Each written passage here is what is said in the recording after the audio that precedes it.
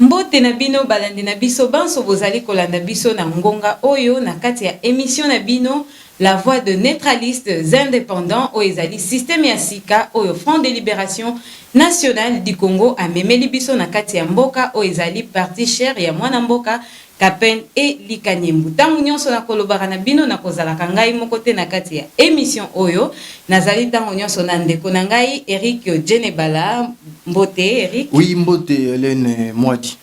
Merci beaucoup na présence na yo Eric mukolo ya lelo na bino banso bozali kolanda biso to présenter bino invité du jour na biso oyo azali longo na biso to monaki ete mbala oyo utaki koleka bolandaki biso malamu kasi tozongisi ye kaka po ete ebele bosengaki po ete azonga abeta masolo na bino po boyoka maemaso oyo kolekaka na kati ya Congo. Kasi invité du jour na biso ezali kaka oyo azali porte-parole ya FLNC, monsieur Eric Mayoyo. Bonjour. Bonjour maman. Nangonga oyo batu bazali kotala biso po ete tobeta masolo ya FLNC na kati ya émission oyo. Sans plus tarder pona kokima na sima ya ntango, monsieur Eric Mayoyo mukolo oyo utaki koleka tozalaki elongo na bino awa na kati ya plateau na biso tobetaki lisolo ya FLNC pona CNS pe activité oyo FLNC esalaki na kati ya Congo pe na kati ya mokili mobimba. Kasi mukolo ya lelo mutunda na biso ezali boyaya. Depuis que gouvernement oyo bachesi oyo na kati ya mboka ya RDC banda efanda na kati ya Congo tozali ko constater dégradation ya vie sociale à peuple congolais ezali tango nyonso ya ko demeurer de plus en plus faible pona nini. Poto banda to pesi mbote na ba téléspectateurs na biso parce que ce qui to sali yango te muto aza ko perdre ngonga na ye pona ko landa bino seke azana bolingo et à tout seigneur tout honneur to pesi mbote na président ya Front de Libération Nationale du Congo son excellence Kapen de Likanyembu ba membre nyonso o baza ko landa biso na pokwa lelo. C'est vraiment solution eza ko yate pourquoi pe situation eza ko se dégrader davantage parce que ezali problème ya vision politique. Tango nyonso to kolobaka yango parti politique ezali oyo balobi mboka en miniature.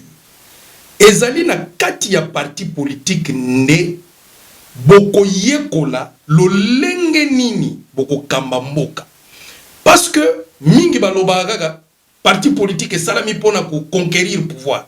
C'est vrai, mais beaucoup conquérir pouvoir pour sala nango nini. C'est là où se pose un problème. Ne wana to bengi yango projet de société ya parti. Ko conquérir pouvoir, c'est notre fait. Ko exercer pouvoir pe ezali fait. Mais applicabilité ya vision bo uti nango na kati ya parti na bino pe ezelo ko mususu. Soko tali statut na biso ya union de neutralistes indépendants. Eza la statut na biso ya parti. Okomona ke objectif ezali clairement défini. Oyo FLNC appelle ça comme ligne de conduite. Une fois au pouvoir, toko sécuriser mboka. Mais ko sécuriser mboka boko sala yango ndengeni. C'est ça le problème aussi. Deux, il faut qu'on paie ça social na population.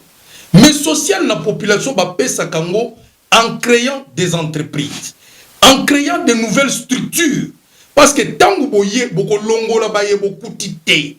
Il faut bosala ba société ya sika pour que baye beaucoup tina chômage, bo injecter bango bazwa misala. Il faut qu'on pesa peuple social. Social wana ezali lié na o ba bengi économie, les biens de Maslow. C'est-à-dire social, nakati wana tozomona nini, logement, santé, éducation, nyonso wana eza lié na nzoto ya mutu. Neba bengi yango les besoins physiologiques.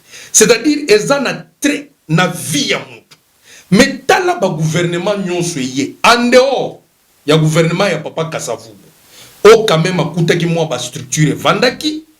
Tango maréchal a sali coup d'état. Moutou a kotina kimuibi. Coup d'état eza kimuibi. Ayena kimuibi. Vous pensez qu'il a la conscience tranquille ya kopesa peuple social? Je ne pense pas.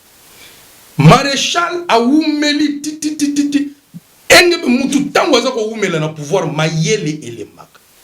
Ensuite, il s'est entouré de prédateurs et de flatteurs. Résultat, tout le monde qui ba éléphant blanc. Bana mboka bakena lisanga to bengi conférence. Ba leli na nkumu ya mboka kapende likanimbo. Wazala ki exil na Angola. Balobi bon to sa la guerre ya libération. To expliquer ki yango mo eto zongelizate. To ye to désigner moko ya biso wazala ki porte parole.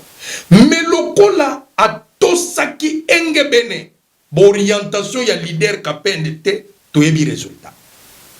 Coup d'état et Rosalama akufi. Oya ye Joseph Kabila aye na pouvoir mususu ya kimuyibi et outi na coup d'état. Avec une conscience souillée, un environnement entouré de prédateurs. Yebisanga ko pesa nini na bana mboka. Toye ko koma to moni crise wana ndenge zalaki koya. Wuta coup d'état ya 65. Tolobi te. To créer structure, arbre à palabre. To lobana ba vérité, comme ça to cha transition. Oyo ko umela te pour que to poser ba jalon afin que to pesa social ya kitoko na peuple. Bandimela ki bisote. Président Félix aye na COP. Ya nani nanga. Na banani bato FCC. Quelqu'un qui a une conscience surchargée. Yepe aye na ba mateur. Asangani na kotoyo. Bato yo baza na conscience malamu te bako yiba bazo détourner na ye aye na ndenge ya COP ya kimuyibi. Ba opesa peuple ni. Toko zongela balobi chasser les naturels, il revient au galop. Voilà manière ya peuple congolais. Est-ce que moralité ezali kaka na kati ya République démocratique du Congo, moralité politique? Mais bato bakozwa moralité ndenge nini parce que tous les gouvernements qui se succèdent à partir ya coup d'état ya 65 ils ont même la biso bato sans morale, sans civisme. Or, un parti politique ezali censé couper sa civisme na bato yo nanu bazali ba membre. Et puis tant boko koma na pouvoir, dans les premiers jours ya pouvoir, il faut boya na civisme. Kola ki sabatu ke ndenge toye, voici la ligne de conduite. Mais quand ça ne se fait pas, boye abracadabra na COP kimuyibi élection lukuta, on ne respecte pas les lois du pays, bolobi bo kambamboka. Mais boko kambamboka ndenge. Monsieur Eric, outi koloba que ba gouvernement nyonso e bebisaki. Mais ce qu'on pona nini bino na kati ya dégradation sociale oyo ezoko salema ya vie sociale. Ce qu'on FNC bo fandi na bino kaka bozo bongisa iloko te seke bino pe bozo sepela bana Congo ba kufa ba mona pe passer. Maman, ça fait plus d'une année. Na télévision concurrente, boza kolanda chaque mardi et koya au conseil. Et koya au conseil pona nini. Ezali ba jalon moboko oyo to boaka ki na conférence nationale souveraine. Oyo bana Congo balobaki te. Lolenge to vandaki premier ministre Bimaka Papa Kondo Tshisekedi. Avec un gouvernement du peuple. Mais ba pesa ki bango marge à manœuvre ya kosala musala te. Yango, de là où nous étions, tolobaki solution ekobimaka kana conférence. Oyebi ponani.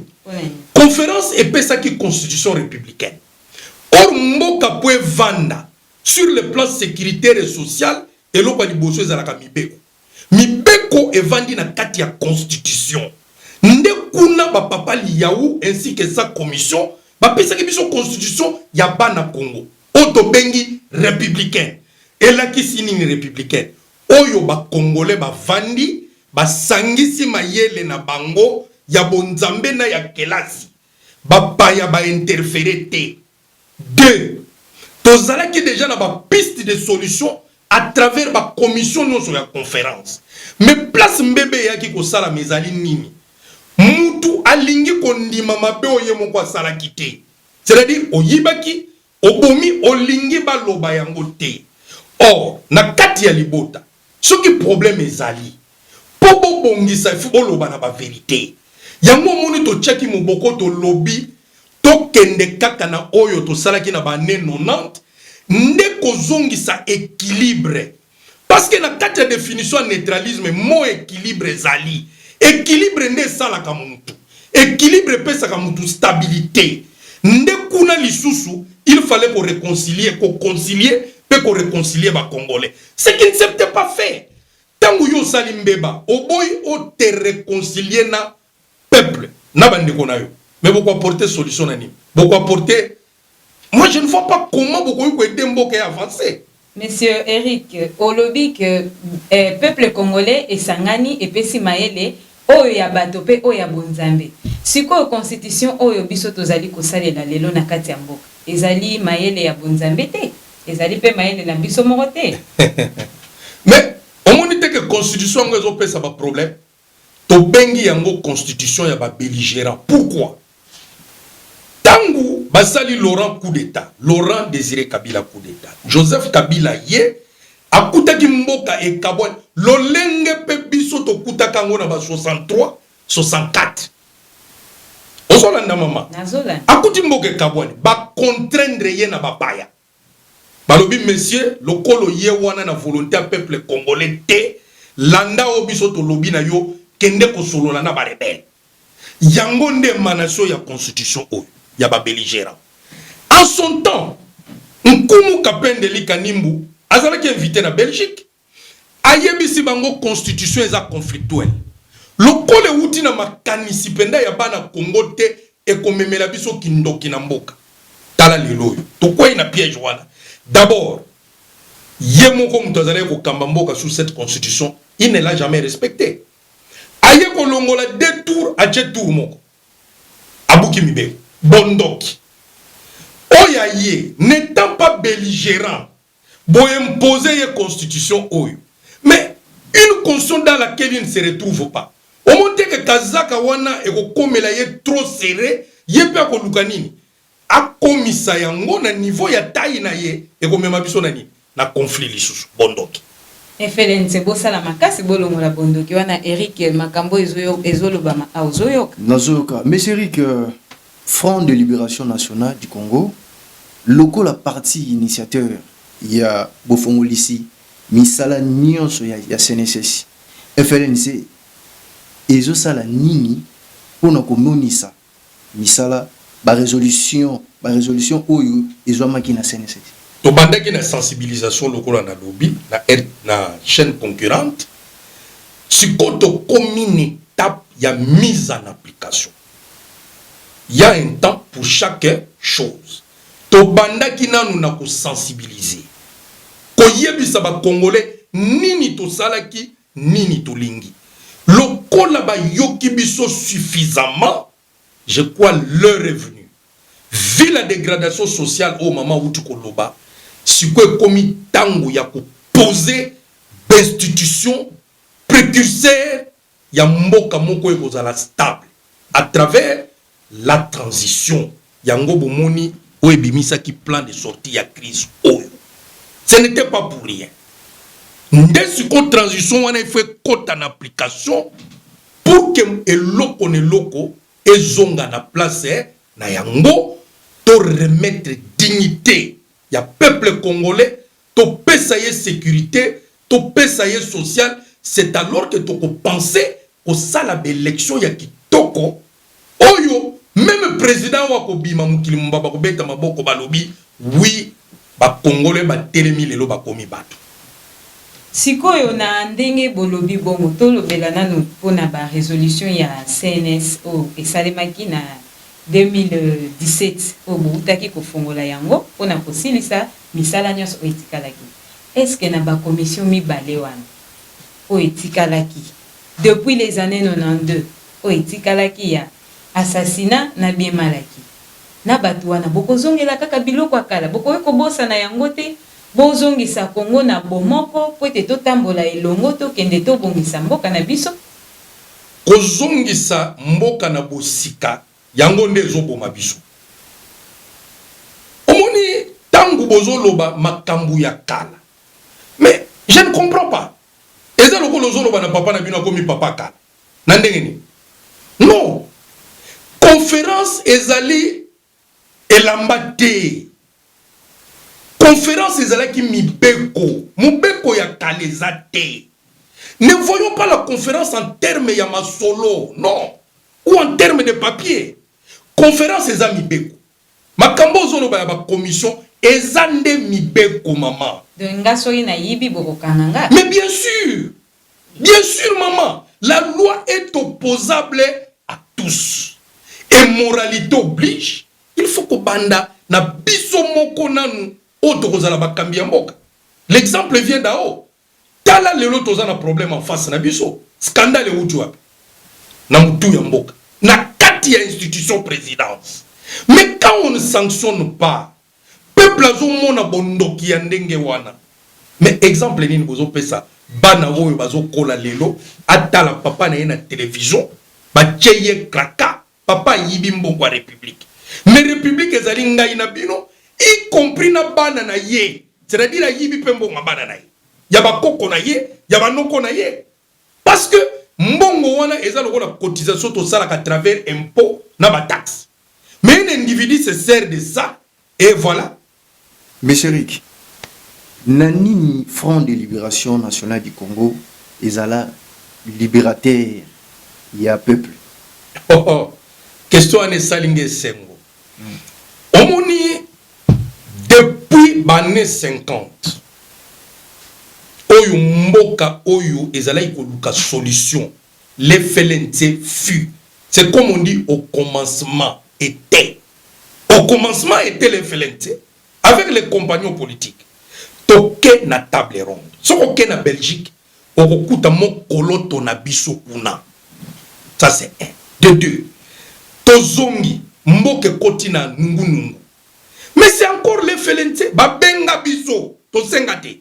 Parce que Tchombe était déjà en exil na libanda mboka. Ba benga ye na ba kambia mboko. Aye. Mission ba pesa ki ye tchakimia. Achaki kimio bia tchakite. Achaki. Zongisa économie peut organiser des élections. Il l'a fait avec brio. Naïbsaki Bino, un message, je connais le Congo, a reconnu que c'est le seul. Est-ce que ça la réaction du Congo? Mais l'histoire ne trompe pas. Yango, l'une des priorités na biso kozala, il faut enseigner la vraie histoire aux Congolais. Lumumba ne vous a pas dit que la vraie histoire du Congo sera écrite par les fils du pays.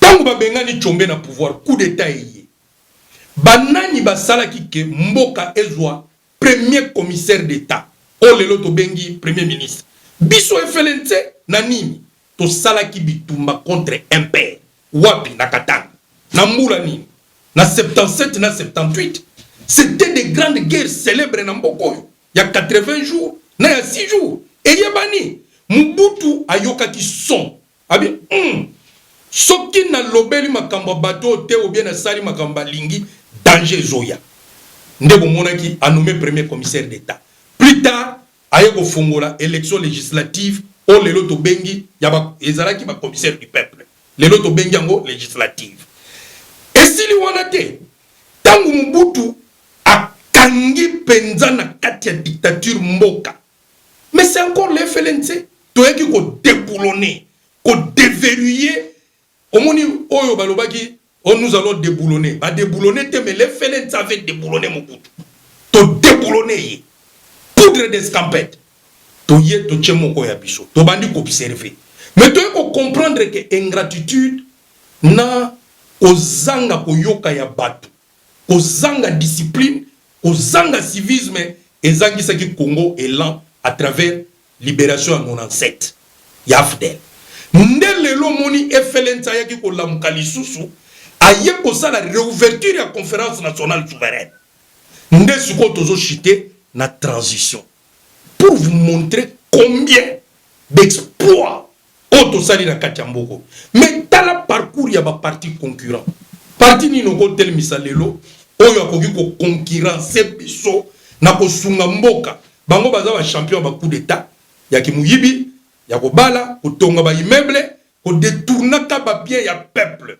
mais biso tozo bundela peuple na motema malamu na biso tolobi bon yozala ba marginaliser biso cette fois ça on a dit pas question les FLNT prend la tête du pays parce que ndena mutu yango ezo polela on met un homme digne bourré d'expérience comme ça il est capable de sanctionner et de donner de bonnes orientations politiques spirituelles et Front de libération nationale du Congo.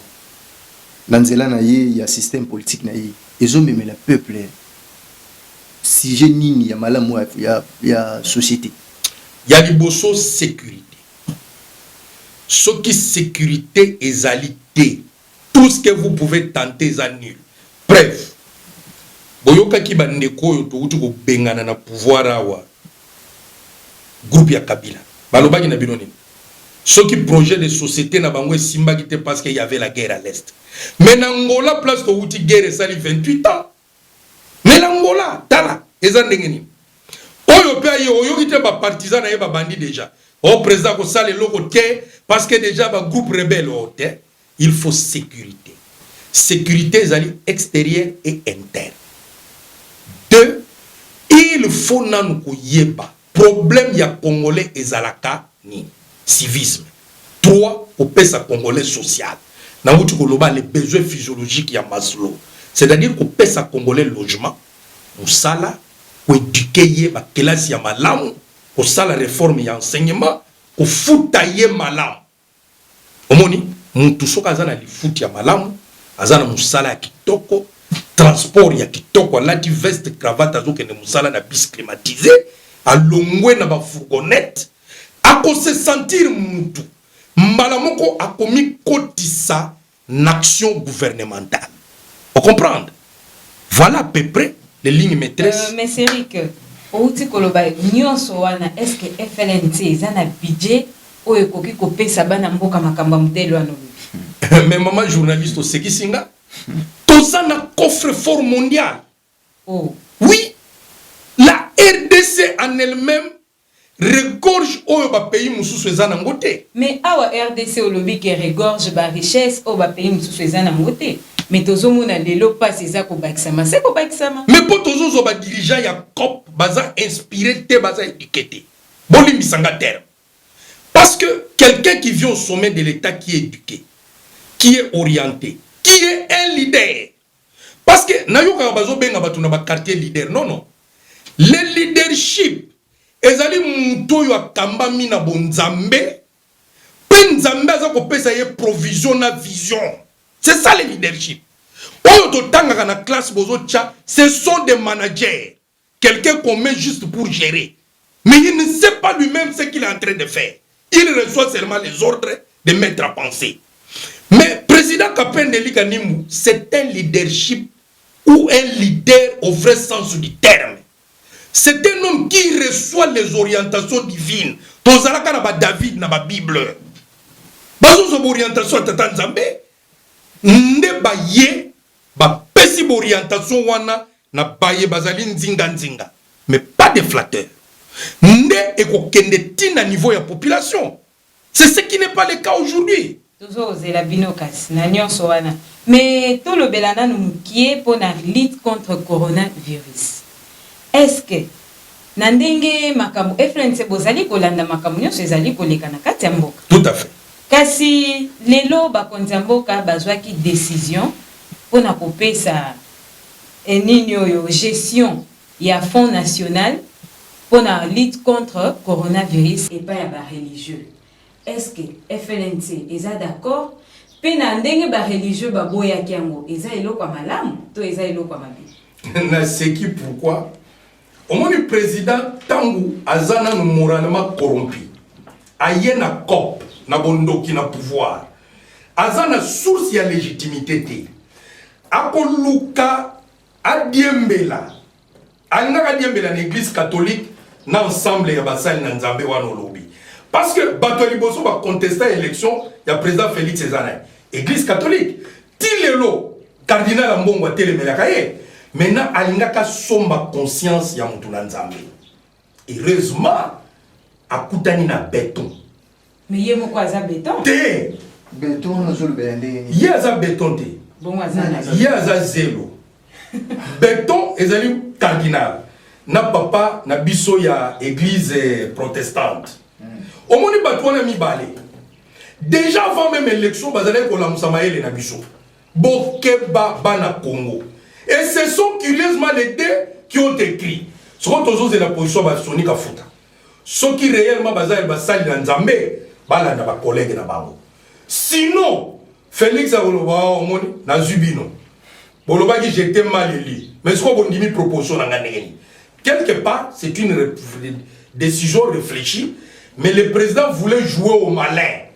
Le rôle a kota na kop na bondoki, anga sangisa bangona bas comme bandoki bangotu. Bamona kiango de loin. Parce que batouana quelque part, baso la canabiso. Bazana schéma ya transition, ya conférence, batali babite. Mais comment mon tour n'a simbi sabiso touche la masolo lingeban. Tete. Wana bondoki wana biso to kota na katide. Voilà à peu près. Monsieur Rick, affaire il a FCC na avec Mukuna. Est-ce que Kobimisa Moutou na poissa tout na réseaux sociaux et au dit Kobimisa mo arme pour na la politique? Bon, sincèrement, Bisso, Front de Libération Nationale du Congo, tout ça parti à moralité. Voilà. Bilo kwa na to kotangote. Ça sont des choses des petits enfants.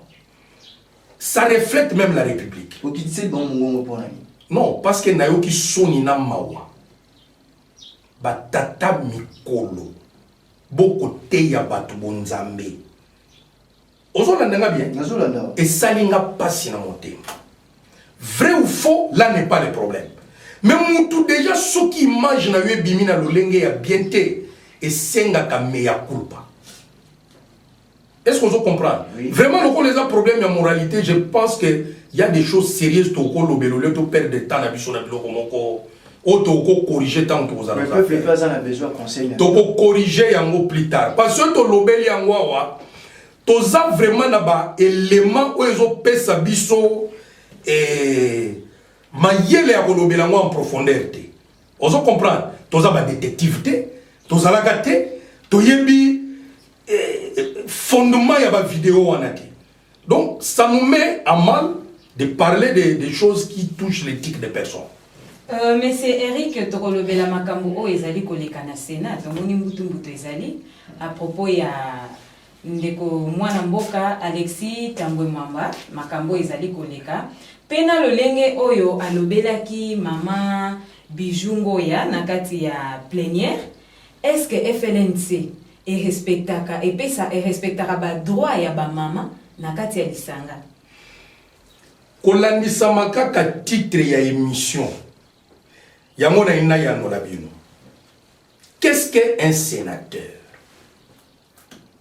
C'est ça. Sénateur azali parmi batu ya kala kaka na ndenge ya mbula te na ndenge ya bwanya ndeba ponoko bango po bacha bango na chambre de résolution o etali makambu ya mboka place secret ekoki kobima te.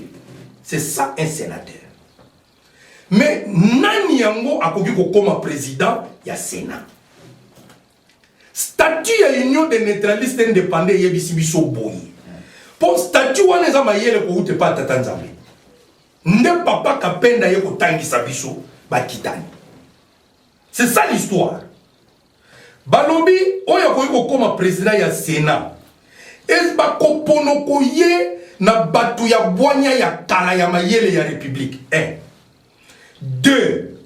Il faut zala penda na mbule pusani. 3. Il faut azala penda mutu ya président ya confiance. 4. Il faut acha en application d'orientation il y a président de la République.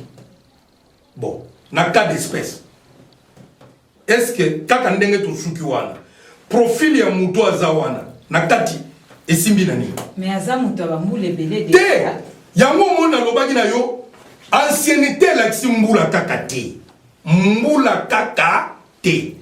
Na bizali libé.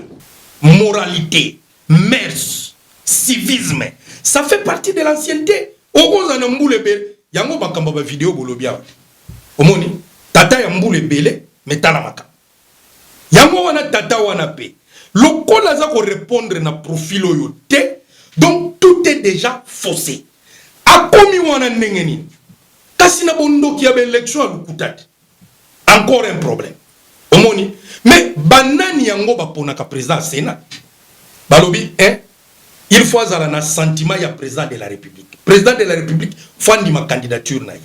Il faut ba inspecteurs généraux ba participer à l'élection na ye. Ba inspecteurs généraux za banani batuna nzambe. C'est-à-dire il faut pas tester sur le plan spirituel. Kabanga tata nzambe. Il faut collège de conseillers de la République va participer à l'élection. Pas que l'on kaka, ceux qui groupe ya bateau na tangi va désavouer à des cas. Est-ce qu'il y a comment qui wana na critères wana? Des sénateurs qui sont tout le temps autour de boissons, tout le temps dans des hôtels, dans la chancellerie. Qu'est-ce qu'ils peuvent apporter comme morale la tête de l'institution? Mais est-ce que Azali enseigné ya ko yeba rôle ya maman Zalini Namukili? Est-ce qu'il y a d'abord ce que représente la maman, une femme Namukili? Non. Maman a simbi administration secrète ya Mukili. Maman a une expérimentation, il y a technologie et bonne science à travers la naissance de l'enfant. C'est la maman qui réglemente les crises entre papa na bana. Ce qu'on a au nyonso bouti kolobela biso bozelaka nini pona kotangisa yango bana ya ta ekoki oyo tozo sala ezali kotangisa mais le la transition ezokota commissariat politique et idéologique ya FLNC presque pendant 6 mois to mobiliser presque nyonso amboko po bato bayeba biloko par cœur parce que dépasser ces délais to ko tolérer le chouchouté bondimisa miete système na bino ekondimama na kati ya mboka. Maman, mais ezali système na biso te, eza erreur bato bazo sala. Omoni union de neutraliser indépendant exista ki mutu achango eza tata nzambe tango akeli mukili. Ezali yango nda pesa ki baboti ya yambo. Ngana sali œuvre na ngai. Bino bo dirigeango enge bene volonté na nga. C'est-à-dire na kati ya union de neutralistes indépendants. Yango en abrégé comme on les a UNI. Batuna Mukili. Non, non, c'est l'administration terrestre. Mais bon, ça me la point dit maman. T'es trop semblé la nengeni. Mais ce qu'elle dit mamie te casse. Tant que virus est ya il va imposer ça de gré ou de force parce qu'ils allaient penser na bango. Excellence Eric Mayo yo pona ko ndimambela na biso kasi ya mboto kabwana. Donc quelques secondes ko pesa moi liloba na yo ya suka ya espoir oyo ba peuple congolais ko espérer na yango. Ndenge to lobaka toujours peuple congolais papa maman jeune avenir na yo okoki ko sakana na yango te. Bomoi awa na mabele esuki mais après mabele il y aura un jugement. Yo mukambi. Est-ce qu'on dit mi peuple a pengwa a kufa lobi ko justifier on nengeni. Yo peuple on dit mi ozala na ba dirigeant corrompu lobi tango ko bimana nzoto ko expliquer ni na tata nzambe. L'air yango. Transition ezoya. Bon adopter union de neutralisés indépendants. Bon dima FLNC. Bazali bande kona bino basali preuve. Na parcours politique na bango bazalaka toujours na ngambo na bino peuple na ngambo na biso peuple. Les autres sont là pour nous faire souffrir. Ko yiba ka bambongo na biso ko bala ko tonga bandaku, ils n'ont rien à foutre de nous.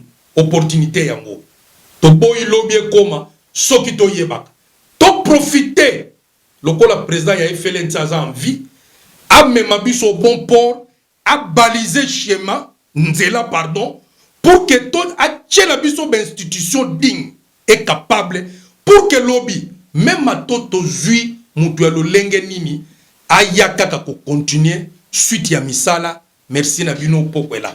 Merci excellence Eric Mayo yo pona kondima mbela na biso ya mukolo mwalelo. Vraiment merci pour la disponibilité na bino. Tondisami na sai makasi kasi solo balandi bande kona biso oyo bozali ebele pa na banda kuna bino bozali ko landa biso liboso ba etando ike na bino tokomi na suka ya émission na biso la voix de neutraliste indépendant o ezali kolobela bino masolo ya FLNC pena système politique na yango kasi sengo ezali makasi kasi ya mboto kabwana na tombeli bino banso pokwa elamu oyo bino banso bozali kolanda biso pe biso na bino tokokutana mikolo mizali koyo.